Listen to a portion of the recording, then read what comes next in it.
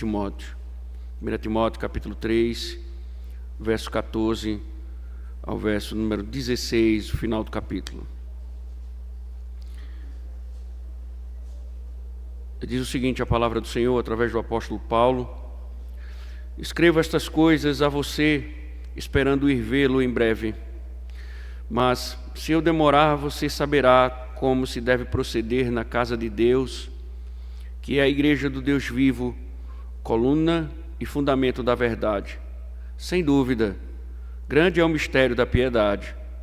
Aquele que foi manifestado na carne foi justificado em espírito, visto pelos anjos, pregado entre os gentios, crido no mundo, recebido na glória.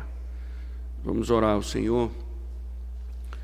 Bendito Deus, rogamos que sejas favorável para conosco, Senhor, neste momento em que estamos aqui reunidos para proclamar a Tua vontade, para falar, ó Deus, sobre os Teus decretos. Nós consideramos, Senhor, conforme a Tua palavra, a importância da Tua iluminação. O Senhor nos ilumine o nosso entendimento.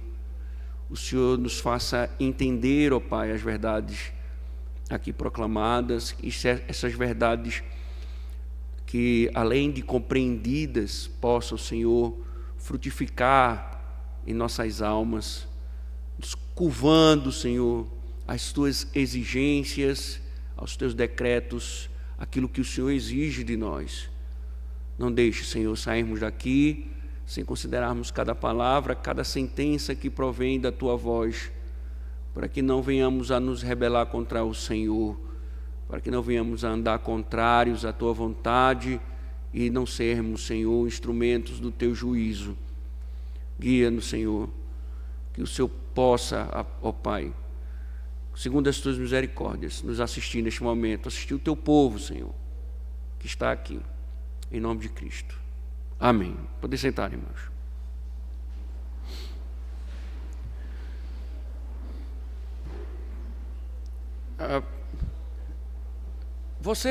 Por que você faz parte desta igreja? O que é que você está fazendo aqui hoje? Qual o motivo, qual a razão de você congregar nesta igreja? Talvez precisamos ainda perguntar assim, o que é que você entende sobre igreja? O que é que vocês pensam? O que é que vocês deduzem? Se fosse perguntado, feito uma enquete a você, o que seria a igreja, o que é a igreja de Cristo, ou você chegaria aqui à conclusão, qual a definição que você traria?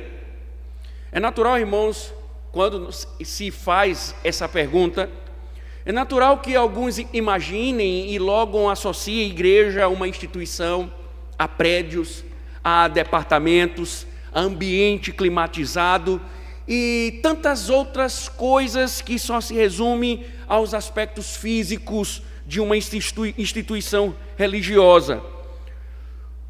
Só que nós devemos observar, irmãos, e atentar que, ainda que exista algo pertencente à organização eclesiástica, isto é muito simplório para definir o que é a igreja.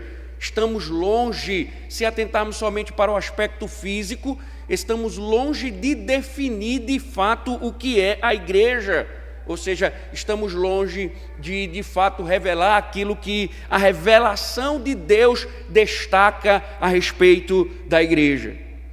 E nós precisamos resgatar urgentemente, porque a pós-modernidade ela estragou a mentalidade do cristão, do evangelical, do evangélico, e automaticamente ele distorceu a natureza de muitas realidades espirituais. E a igreja foi afetada com isso. E automaticamente as pessoas começaram a enxergar a igreja como simplesmente uma instituição religiosa, em muitas práticas como um clube, um lugar onde eu deposito um dinheiro uma vez no mês, onde eu vou à igreja de vez em quando, onde eu tenho a opção ou não de ir aos cultos. Enfim, se tornou como um clube onde eu pago uma taxa, eu faço o que bem entendo, não devo satisfação a ninguém, porque eu sou dono do meu próprio nariz. E precisamos resgatar, biblicamente falando, o que é igreja, o que de fato significa ser igreja, o que de fato significa pertencer à igreja, para não cairmos nesses modismos que invadem as igrejas e a mente de muitos incautos que estão dentro da igreja. E o texto de hoje é muito significativo para isso, para alinhar o nosso entendimento a respeito do assunto. Por quê? Porque observe que Paulo ele vem tratando sobre liderança da igreja. Ele vem falando no capítulo 3, sobre a liderança da igreja. Ele organiza o seu pensamento e ele estrutura as ideias, os critérios, para que se escolham os líderes da igreja. E ele sai da liderança da igreja, que são os pastores e os diáconos, onde nós vimos as características deles, e ele passa para o tema da igreja, ou seja, o local onde os presbíteros e os diáconos exercem o seu ofício. E aí o ponto de Paulo agora Paulo vai discutir, vai falar sobre a natureza da igreja. Ou seja, os presbíteros e os diáconos, os líderes da igreja, eles devem entender uma coisa, que a natureza do seu ministério é determinada pela natureza da igreja. Então a preocupação de Paulo é que quando ele lança uma série de critérios que nós olhamos assim e dizemos, nossa, são critérios altíssimos. Por que são critérios altíssimos? Porque simplesmente serão líderes da igreja de Deus. A perspectiva de Paulo é que eles não serão presbíteros de uma instituição, eles não serão presbíteros de uma denominação, eles não serão presbíteros e diáconos de um pequeno grupo que se reúne em Parque Dourado nos domingos. A perspectiva de Paulo é que eles serão ordenados, eles serão separados, eles serão investidos de autoridade para governar a igreja de Cristo. A igreja de Cristo. Então, eles devem entender, os líderes devem entender, e o seu ministério do presbiterato e do diaconato é determinado pela natureza da igreja. Paulo vai mostrar que a igreja está muito além dos aspectos físicos. Se derrubássemos aqui esses muros, se tirássemos esse teto, se arrancássemos os aparelhos de ar-condicionado, se tirássemos os microfones, se tirássemos esse espaço físico e fôssemos para o meio da rua, ainda assim continuávamos igreja, porque está distante no conceito bíblico aquilo que muitas vezes nós compreendemos e que está limitado ao aspecto físico, ou seja, a um aspecto místico, espiritual, num povo que se reúne, ainda que seja dentro de um espaço físico ou fora de um espaço físico. Para Paulo há um significado muito maior, e a liderança da igreja deveria entender isso. Eles devem ser espirituais porque eles vão lidar com a igreja, e que vai além dos aspectos físicos. E Paulo esclarece logo a igreja, dizendo que a igreja é a casa do Deus vivo. Nossa, irmãos, como é forte esse texto. Aí Paulo diz, ela também, além de ser a igreja do Deus vivo, é o local que está fundamentada na verdade, e ela é proclamadora da verdade. E Paulo vai dizer, não é somente isso, ela é o lugar também que se vive a verdade. Então Paulo vai orientar sobre a natureza da igreja, trazendo esses elementos importantes aqui dentro da estrutura do texto. É um texto curto, mas profundo, mas eu prometo não me alongar muito, sendo objetivo naquilo que Paulo ele tem a observar. Veja o verso 14 novamente, o 15. Veja que Paulo diz: escrevo estas coisas a você, esperando ir vê-lo em breve. Mas se eu demorar, você saberá como se deve proceder na casa de Deus, que é a igreja do Deus vivo, coluna e fundamento ou baluarte da verdade. Irmãos, vocês observem que Paulo, mais uma vez, ele está aqui a enfatizar a autoridade apostólica. Paulo tinha plena consciência de suas orientações. Paulo já vem demonstrando isso desde o capítulo 1, que ele vem orientando Timóteo para que Timóteo não se esquive das ordenanças, das determinações, da doutrinação, de tudo aquilo que ele está recebendo. Timóteo deve aplicar à igreja. E o que Paulo agora, o que muitos teólogos chamam de o tema central da carta, ou seja, Paulo aqui deixa claro: eu escrevo estas coisas a você, mas eu estou esperando ir vê-lo em breve. Havia uma intenção de Paulo de visitar a igreja ou de ter um encontro novamente com Timóteo. Contudo, Paulo diz: se eu demorar, você saberá como deve proceder. Ou seja, Timóteo, as orientações que esta carta, ela está sendo endereçada com as verdades, com os princípios. Eu desejo encontrá-lo, mas caso eu demore, o que eu estou dizendo, as minhas orientações servem de auxílio para você, como você deve proceder na casa do Senhor.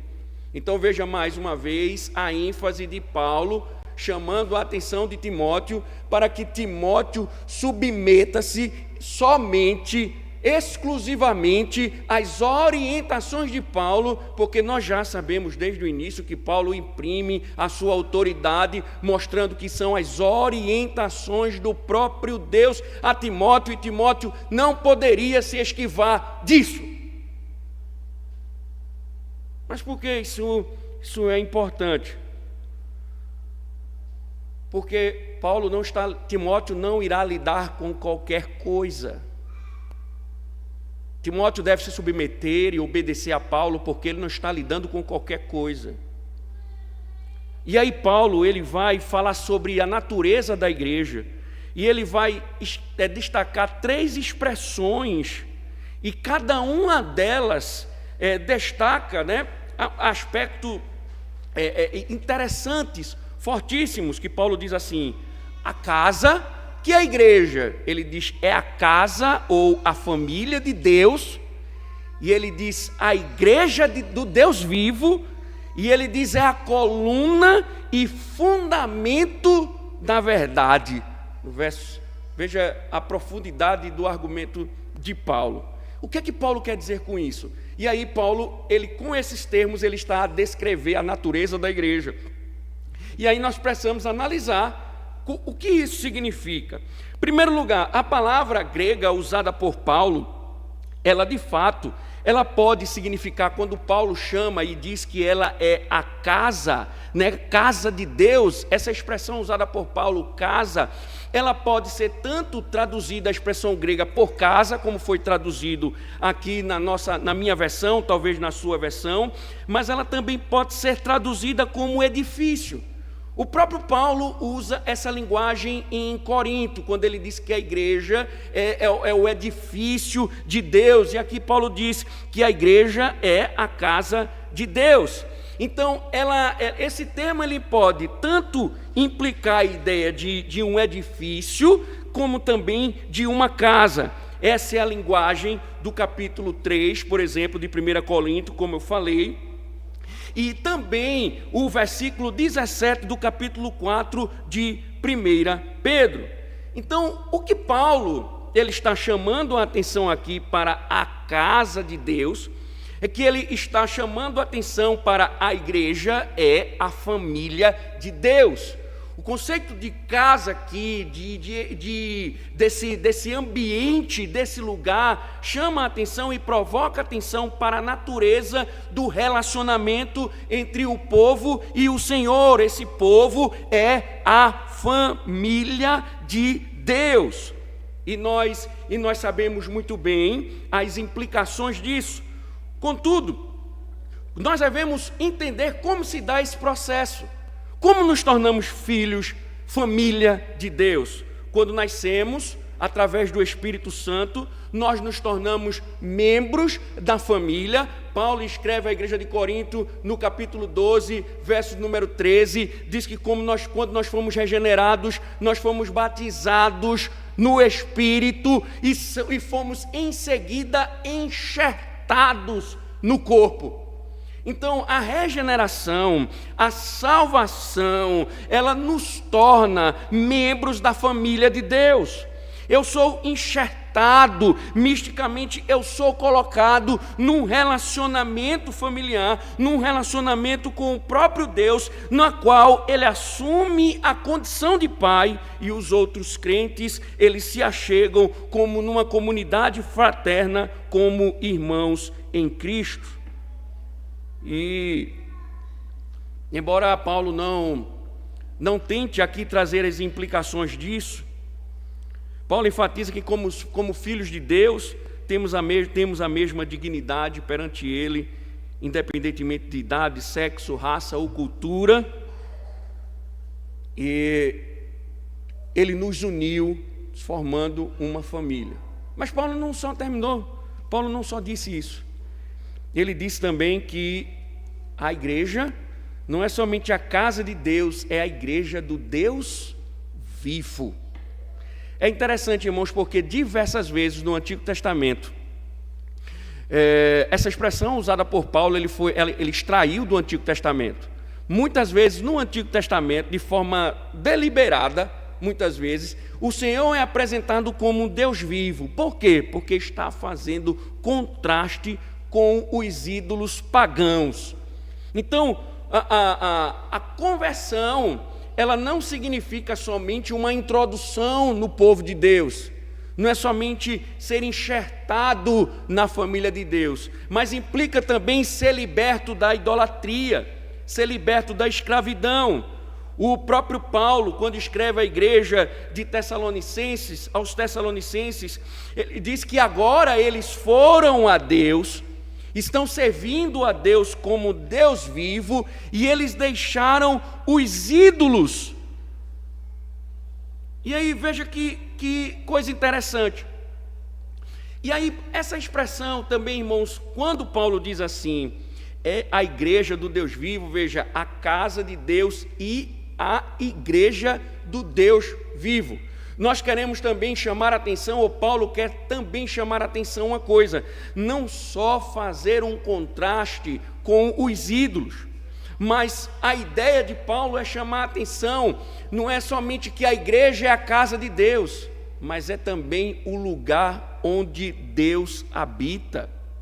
A descrição no Antigo Testamento é que Deus habita no meio do seu povo, Deus está no meio do seu povo, Deus está no meio do seu povo. Então a igreja não é somente a casa de Deus, é o lugar na qual Deus habita. E o próprio Pentateuco, ele descreve isso. Por exemplo, a questão do tabernáculo foi construído para dizer que Deus habitava no meio do povo. Então, essa é uma essência da própria aliança. A promessa de Deus é que esse povo salvo teria a graça de receber a presença dEle. Ele estaria no meio do seu povo. Ou seja, a igreja não é somente a casa de Deus ou a casa do Deus vivo, mas é o lugar onde Deus habita. Inclusive em Levítico capítulo 26, uma das promessas do Senhor é: eu vou andar no meio de vocês, eu vou estar com vocês, no meio de vocês, e vou andar entre vocês. Essa é a minha promessa. Vocês serão o meu povo, e como prova de que vocês são o meu povo, eu vou andar no meio de vocês. A consciência do povo de Israel quanto ao fato de que o Deus vivo andava entre eles foi algo que afetou profundamente a vida comunitária. quando Deus passou a dizer a Israel: eu vou andar no meio de vocês, o Senhor regulou tudo. O Senhor passou a regular tudo. Por que Ele passou a regular tudo? Porque Ele não poderia andar no meio de pessoas imundas. E Ele passou a regular tudo aquilo que era necessário. Até mesmo uma disposição elementar em relação à higiene pessoal baseava-se no fato de que o Senhor andava entre eles e não se devia expor a ele nada de indecente. O Senhor regulava até a higiene do povo para que nenhuma nojeira fosse exposta, porque o Senhor andava no meio deles.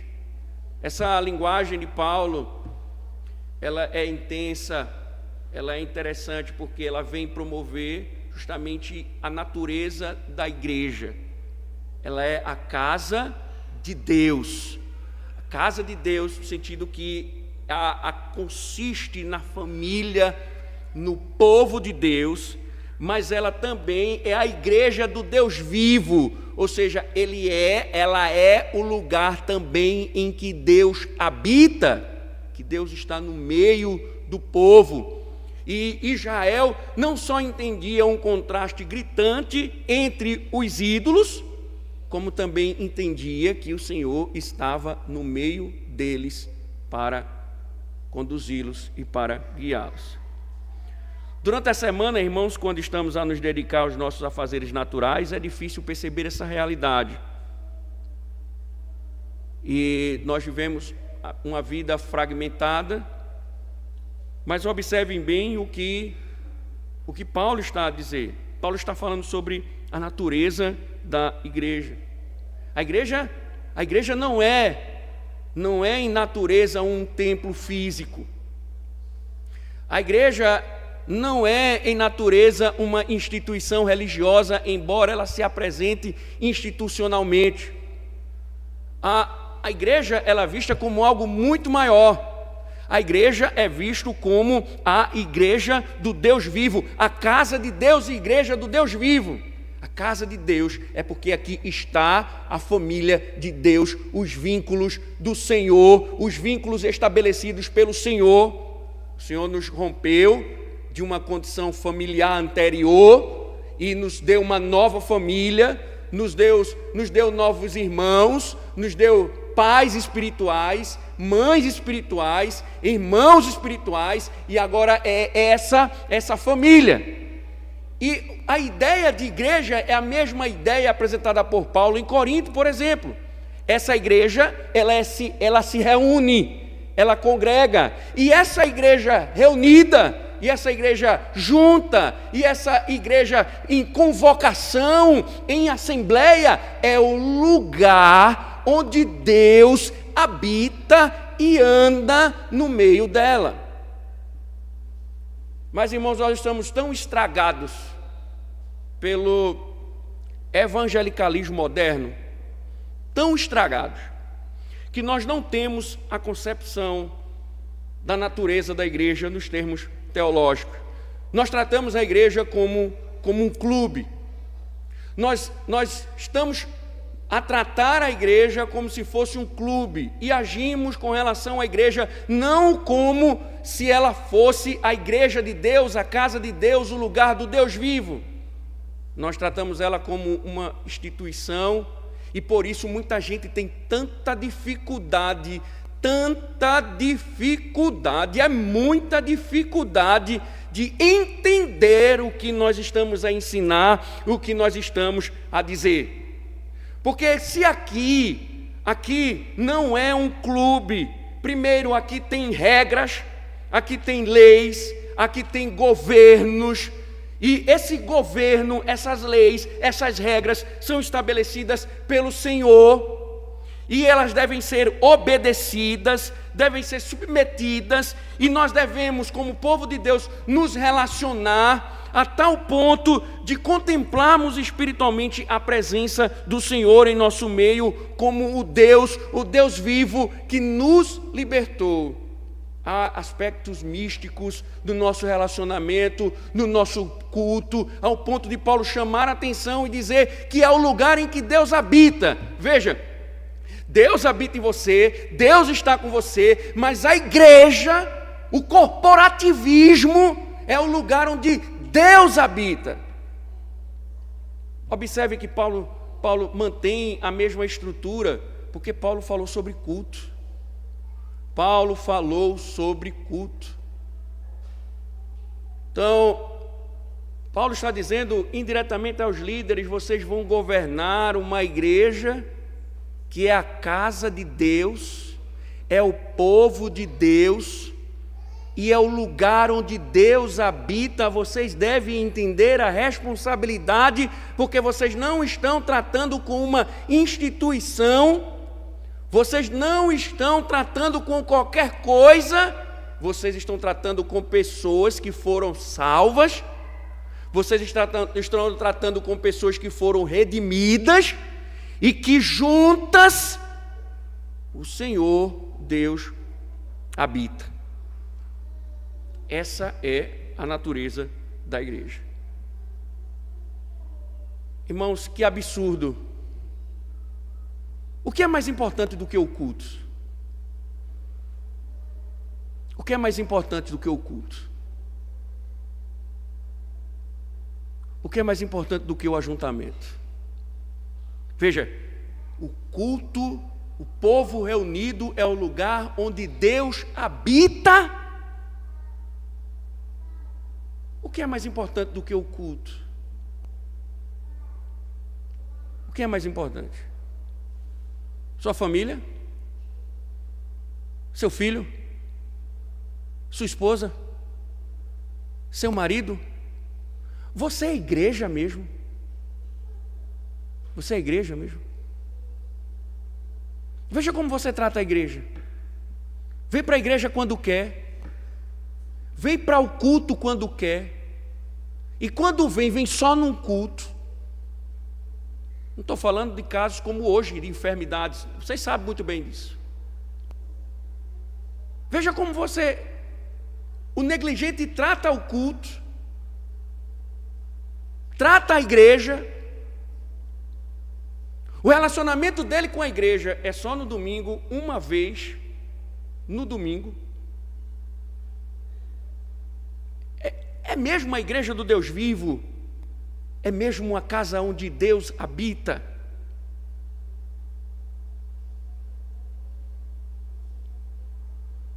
Veja, não é só uma orientação para os líderes, não. É orientação para o povo também. Abra aí comigo em Hebreus. Interessante que Paulo, o autor aos Hebreus, melhor dizendo, capítulo 10. Um texto muito conhecido de vocês, necessário repetir aqui.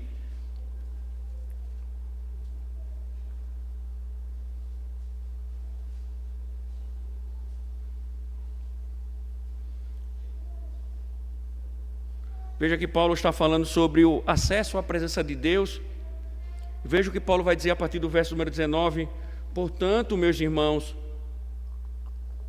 o sacrifício de Cristo, o que Cristo fez, ele rompeu, e agora nós temos acesso livre, ousado, e ele diz: portanto, meus irmãos, tendo ousadia para entrar no santuário pelo sangue de Jesus, pelo novo e vivo caminho que ele nos abriu por meio do véu, isto é, pela sua carne, e tendo um grande sacerdote sobre a casa de Deus, aproximemo-nos com um coração sincero, em plena certeza de fé, tendo o coração purificado de má consciência e o corpo lavado com água pura. Então ele começa: guardemos firme a confissão da esperança sem vacilar, pois quem fez a promessa é fiel. Então ele exorta: cuidemos-nos também de nos animar uns aos outros no amor e na prática de boas obras. Não deixemos de nos congregar como é costume de alguns. Não deixemos de congregar como é costume de alguns. A palavra aqui usada pelo pelo autor, que é traduzida como congregar, ela traz a ideia de ajuntar-se em solenidade. É como se Paulo estivesse dizendo, ou o autor aos Hebreus estivesse dizendo, não deixem de cultuar. E aí, como é costume de alguns? Por que ele está dizendo isso? Porque ele está chamando a atenção para o que acontecia com Israel, que muitas vezes abandonou o culto ao Senhor. E o povo, a ideia de igreja, a expressão usada no Antigo Testamento para falar do povo é assembleia. É o povo que se reúne para cultuar. E aí Paulo usa a expressão eclesia, que ela traz a ideia também daquele povo que é separado para, é tirado do mundo para, que tem essa conotação. Essa expressão, ela remete ao Egito, quando Deus diz a Moisés, Moisés, vá lá libertar o povo, e conduza o povo para vir a me adorar aqui no monte. É interessante que todas as vezes, estudando lá em casa, né, estamos estudando o Êxodo, então a gente viu nas pragas, todas as vezes que o Senhor ia falar com Moisés, e ele ia pedir a Moisés, para Moisés ir lá no Egito, para anunciar que ele ia mandar outra praga, ele sempre repetia as falas, diga a ele para libertar o meu povo, para que o meu povo venha me adorar no monte. Essa é a estrutura, é o povo que é liberto para a adoração. E o escritor dizendo assim, não deixemos de congregar como é costume de alguns. Pelo contrário, fechem os olhos, façam o que não estão vendo. Se ele faltou de manhã e foi por negligência, seja omisso. Não esquente com isso. Não esquente. É isso que ele diz? Não. Façamos admoestações. Por quê? Ainda mais agora que vocês veem que o dia se aproxima. Ou seja, alerte, isso é um perigo. Por que isso é um perigo? Ou seja, o autor está dizendo, não, isso é errado, isso é pecado. Ele deve ser alertado, ele não pode deixar de congregar, ele não pode deixar de estar no meio do povo de Deus, ele não pode deixar de estar no povo de Deus, é o lugar onde Deus habita. Por quê? Veja, porque, verso de número 26, se continuarmos a pecar de propósito, porque, entendem, irmãos, então se você está ouvindo aqui o que é um culto, o que é uma igreja, e por motivos banais você está não participando dos cultos da igreja, do ajuntamento solene, você está pecando de propósito. Você não é mais ignorante, você não é mais um imbecilizado, você não é mais um pateta que não ouvia a verdade. Você sabe o que é a igreja de Deus. Você não vem porque você não quer, porque você é um desobediente.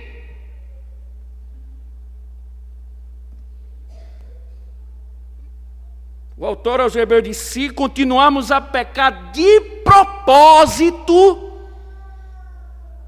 você sabe que deve congregar, que deve estar na igreja.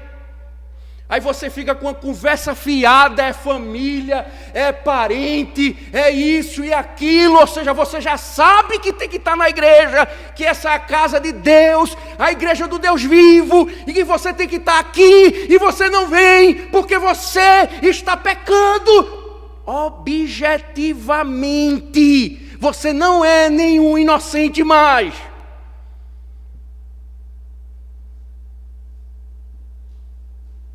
Porque se continuarmos a pecar de propósito, enfatizo, irmãos, eu sei que eu não posso faltar, mas eu vou. E aí, olha o que Paulo, o autor aos Hebreus, se eu disser Paulo, não me ouçam, é o autor aos Hebreus. Depois de termos recebido o conhecimento da verdade. Observem? Por que pecar de propósito? já se obteve o conhecimento da verdade.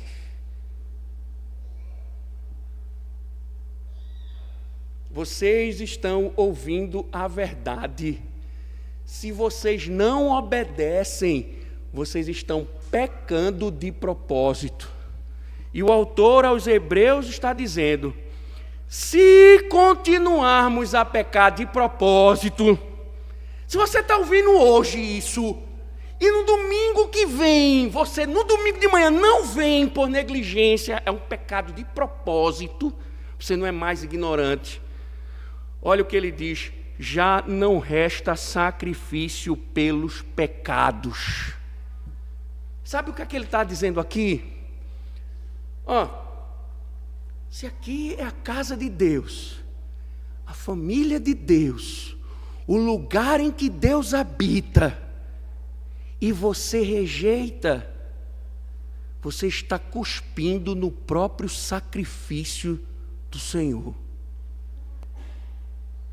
Você está banalizando aquilo que o Senhor fez. Volto a dizer, você foi liberto do pecado para adorá-lo. Você foi liberto do pecado para adorá-lo. Você foi liberto do pecado e não está congregando, não está na igreja. Ele diz: não resta mais sacrifício para você.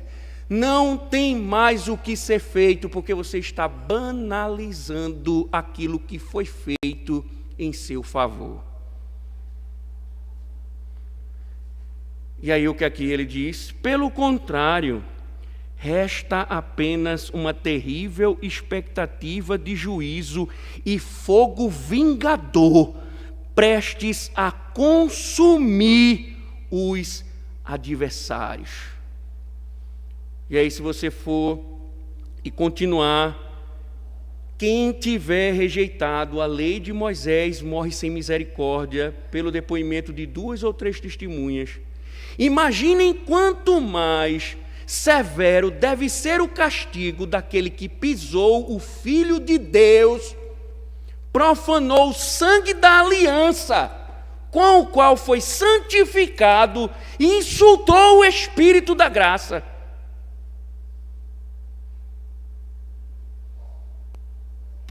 Pois conhecemos aquele que disse: a mim pertence a vingança e eu retribuirei. E outra vez, o Senhor julgará o seu povo. Olha o alerta no verso 31. Horrível coisa é cair nas mãos do Deus vivo.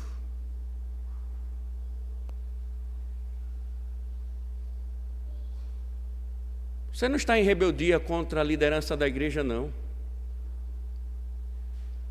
Você está em rebeldia contra o próprio Senhor da igreja. Se Deus está aqui, qual é o lugar mais importante que você deve estar? Talvez, irmãos, o problema de alguns aqui com o culto é muito maior. Talvez seja um problema até de conversão. Porque a gente já vem falando há tanto tempo, mostrando a seriedade, mas não dá ouvido. E mais uma vez o Senhor alerta. Mais uma vez o Senhor alerta.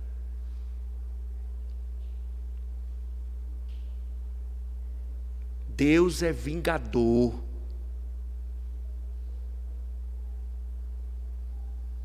E talvez seja justamente isso. Alguns rejeitam o culto porque já abandonaram o Senhor faz tempo.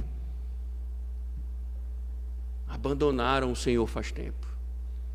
Por isso que eles não entendem o culto. Desprezam o culto. Desprezam a igreja, fazem da igreja um clube. Meu irmão, se arrependa hoje. A voz do Senhor mais uma vez, para que você não tenha que desejar o culto quando você estiver no lamaçal do inferno. para que você não venha a desejar o culto quando sua alma estiver ardendo.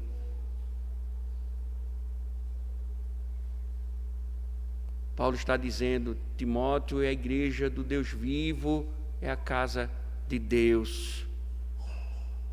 Então nós estamos falando de uma igreja presbiteriana. Nós não estamos falando de uma instituição, nós estamos falando da casa de Deus, da igreja do Deus vivo. Você se está tratando a igreja como simplesmente uma instituição, você está perdido. Arrependa-se hoje. Trate a igreja como a igreja de Deus, o culto como lugar onde Deus está presente, senão sua derrocada vai ser inevitável. Mas Paulo não termina aqui. Paulo passa para também a igreja dizendo que ela é coluna e fundamento da verdade. É interessante porque os termos gregos usados por Paulo traz a ideia de uma coluna que dá uma sustentação, né, que dá a base, que sustenta a igreja, que cerca a igreja, que firma a igreja. Então, mas também ele diz que era um baluarte, ou como a nossa tradução coloca, né, um tipo de fundamento. É como se é algo que se eleva. Qual é a ideia que Paulo está dizendo? É que ela tem a verdade como fundamento, mas ela tem um baluarte, ou seja, essa verdade como coluna, ela se eleva a tal ponto que ela fica visível para todos, como se fosse uma torre. Ela pega as colunas, sobem e como uma torre, elas ficam para cima, destacável. Todo mundo vê aquela torre.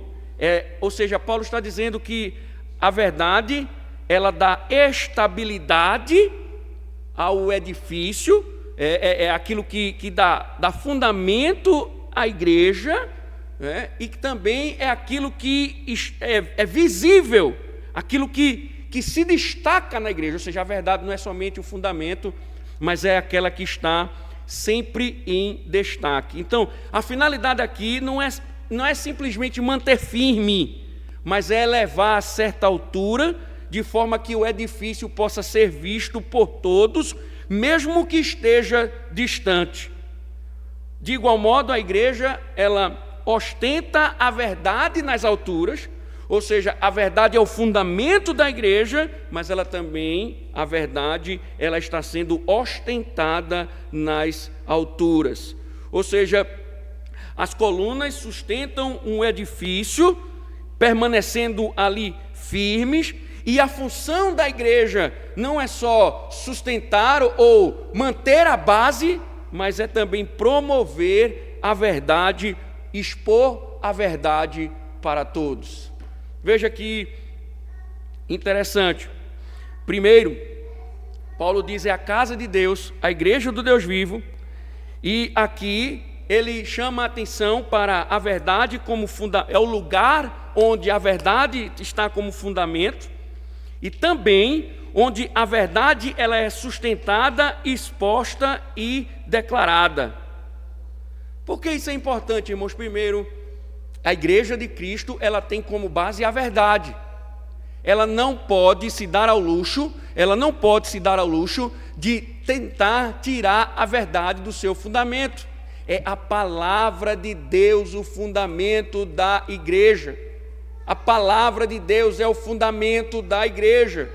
E também Paulo está dizendo, na igreja de Deus, a casa de Deus, a verdade também é proclamada pela igreja. Ela não somente serve de base, mas ela também é proclamada. Então ela é anunciada, ela não fica escondida, ela está em evidência.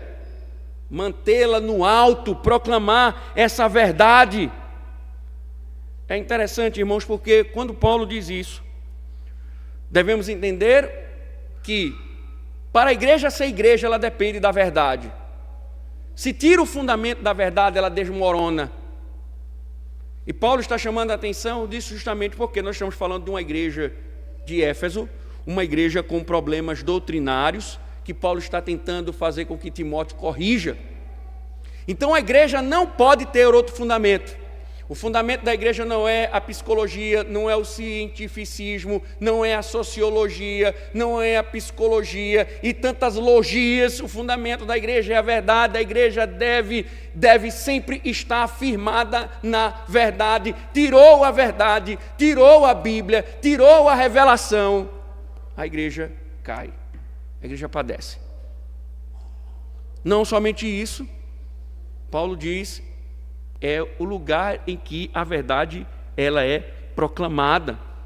Não é somente o zelo da verdade, mas é também a proclamação da verdade. A igreja ela deve defender a verdade, proclamar a verdade. A igreja deve anunciar a verdade, defender essa verdade, colocar a verdade em destaque. Parece estranho, irmãos, quando nós olhamos igrejas que abandonaram a verdade, estão seguindo outros pensamentos, seguindo outras ideias e ensinando essas ideias a tantos outros, quando nós observamos Paulo dizendo que a verdade, ela é o fundamento, ela é aquilo que deve ser proclamada. Então, você está vindo para cá por quê? Para esta igreja. Porque esta igreja é o fundamento da verdade. Essa igreja tem proclamado a verdade, tem anunciado a verdade. O que se espera de um ministro é que ele defenda a verdade, que ele proclame a verdade, porque a igreja de Cristo ela está fundamentada na verdade e deve proclamar a verdade. Você tem a consciência disso? Você tem a consciência de que você deve vir para cá com um objetivo, o único objetivo de ser alimentado pela verdade, que é o fundamento da igreja? Que aqui nós não temos outra coisa a oferecer a você, a não ser a verdade, que nós não podemos lhe dar outra coisa a não ser a verdade, que a gente não pode alimentar sua alma com outra coisa a não ser com o Evangelho. Você tem a plena consciência disso? Porque se você quiser diversão, aqui não é o lugar. Se você quiser coaching, se você quiser tantas outras coisas, aqui na cidade tem muitas, de todos os tipos, de todos os gostos. Basta dar uma voltinha rápida no domingo, você encontra de tudo. Mas a igreja de Cristo é a igreja que tem a verdade nas bases, proclama essa verdade. Nós não podemos esquecer disso. Paulo está dizendo, ela não somente é a casa de Deus, a habitação de Deus, do Deus vivo, mas ela é o lugar onde a verdade, ela tem como a verdade o fundamento, e ela proclama, ela defende essa verdade. Ela foi gerada pela verdade e ela é sustentada pela verdade. Essa é a natureza da igreja. Se nós estivermos ensinando outra coisa que não seja a verdade, nós estamos descaracterizando a natureza da igreja. Estamos distorcendo a igreja. Está deixando de ser igreja para ser qualquer outra coisa, menos a casa de Deus. Porque onde a verdade é abandonada, Deus não habita. Tirou-se a verdade do púlpito, Deus não fala.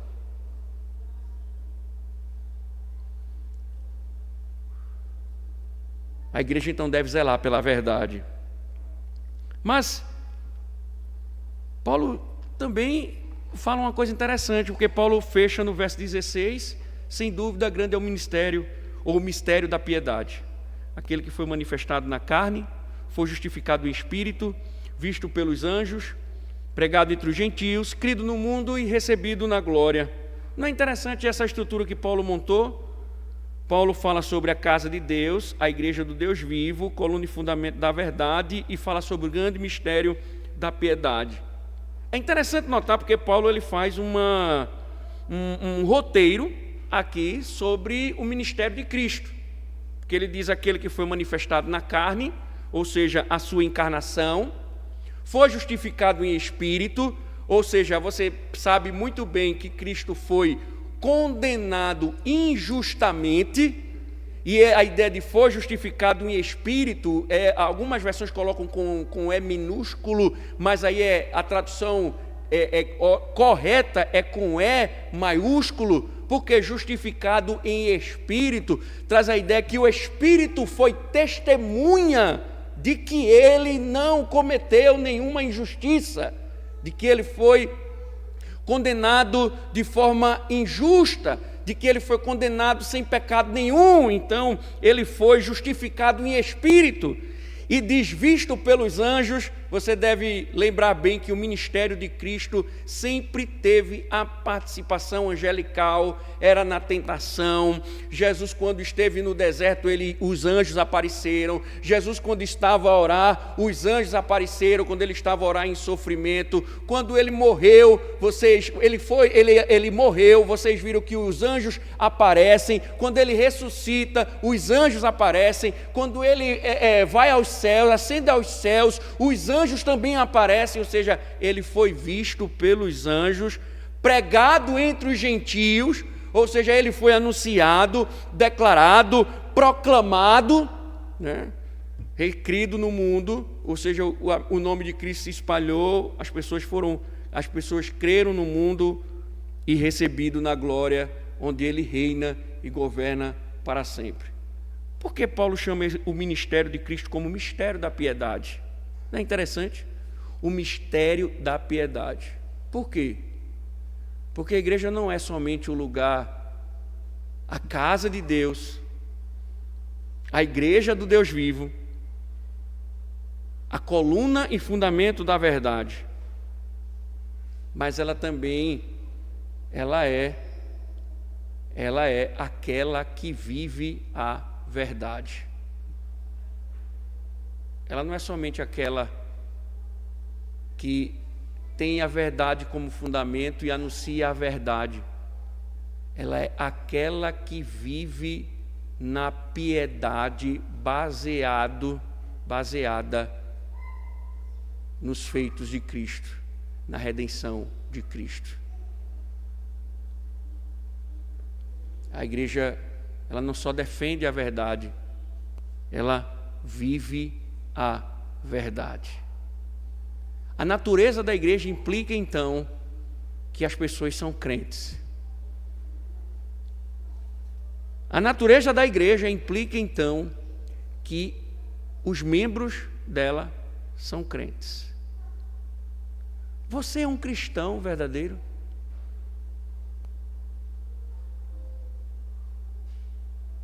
Você anda como igreja? Você anda como igreja? Você vive a verdade? Lendo em casa, o capítulo de hoje, lido em Mateus, acho muito fantástico a repreensão. Eu gosto do Jesus bem mais intenso, como no capítulo de hoje. Ai de vós, hipócritas. E chama a atenção porque o Senhor faz sepulcros caiados, bonitos, mas por dentro são cadáveres, cheio de ossos, podridão. A igreja do Deus vivo, ela tem um povo que, ela não tem fariseus. Na natureza da igreja não tem fariseus, não tem hipócritas. Na natureza da igreja tem cristãos, que não só estão fundamentados na verdade, não somente proclamam a verdade, mas vivem a verdade. Essa é a natureza da igreja. É isso que a liderança da igreja, Paulo está chamando a atenção, eles vão lidar com o local onde Deus habita, o local que é a família de Deus, que é o local onde a verdade é o fundamento, que é também o local onde a verdade é proclamada e que também é o local onde a verdade é vivida. Então nós temos aqui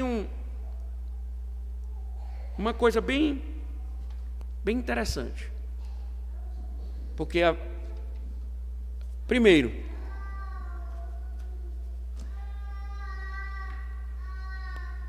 nós vivemos numa época em que as pessoas são igreja, mas elas não vivem a verdade, elas andam nos seus próprios caminhos.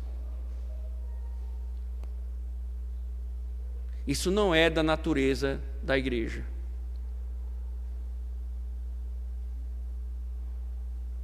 E nós muitas vezes estamos confundindo essas pessoas com cristãos quando não são. Então vamos lá, meus irmãos. Vamos fazer um quiz. Terminando este momento. O que é que você pensa a respeito da igreja? Como você trata a igreja? Como um clube? Como você trata o culto? Como um ambiente que não tem tanto significado assim, que você está autorizado a fazer o que você bem entende? É isso? Você ama a verdade? Você ama a verdade? A verdade é o fundamento da sua vida. Você proclama a verdade. Você vive a verdade. Se a resposta for negativa para todas essas perguntas, você não é um crente. Você não é um cristão. Porque você não tem os elementos da natureza da igreja. Você não tem os elementos da natureza da igreja. Por isso que o trabalho dos presbíteros e dos diáconos é um trabalho sério. Por quê?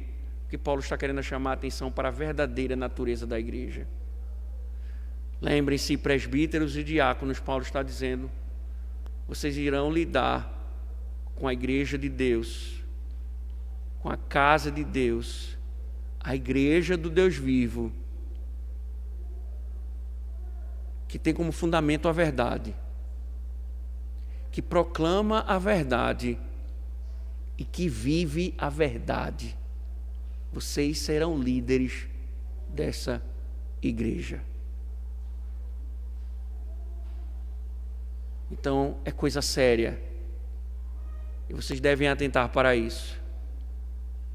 E da mesma forma, por tabela, observamos a importância de entender o que é ser igreja. É saber que reunidos é o lugar onde Deus habita. É saber que a verdade é o fundamento, que nós devemos amar a verdade e somente a verdade, proclamar a verdade e viver a verdade. Se você não anda nesse caminho, nesse perfil, provavelmente você não é um cristão. E o Senhor fala ao seu coração: arrependa-se hoje. Não saia daqui sem pedir a graça de Deus e se arrepender.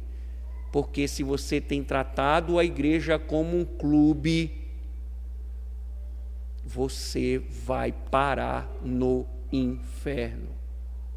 Não é porque eu estou dizendo, não. O próprio autor aos Hebreus disse: não resta mais sacrifício para você. Não existe mais o que fazer, porque você está cuspindo no sacrifício de Cristo. Não tem mais o que... Você banalizou a Cristo, você rejeitou o único caminho. Se você ama mais a sua família, se você ama mais o seu filho, se você ama mais os seus negócios, se você ama tudo e não ama o Senhor acima de todas essas coisas, você vai morar a eternidade no inferno. Porque você abandonou o único meio capaz de lhe salvar. Cristo está lhe chamando para lhe alimentar dominicalmente. Cristo está lhe chamando para falar a verdade, para proclamar a verdade ao seu coração, para falar ao seu coração, e você diz a Cristo: eu tenho coisas mais importantes para fazer no dia de hoje. Eu tenho que cuidar de algumas coisas, adiantar algumas tarefas. Você simplesmente está rejeitando aquilo que Cristo fez por você. E o autor aos Hebreus diz: não resta nada mais para fazer por você, você está perdido. Talvez seja isso. Talvez alguns tratam a igreja justamente porque, da forma como tratam, porque estão perdidos. Por isso que eles não conseguem amar a Deus e obedecer a Deus. Que Deus abençoe, que suas verdades possam ser aplicadas em nossa alma. Bendito Deus, nós louvamos o teu nome, te agradecemos pela tua graça, Senhor, que nos sustenta. Que as tuas palavras sejam aplicadas aos nossos corações e que o Senhor seja favorável para conosco, ó Deus. Muito obrigado, Deus, pelas tuas misericórdias.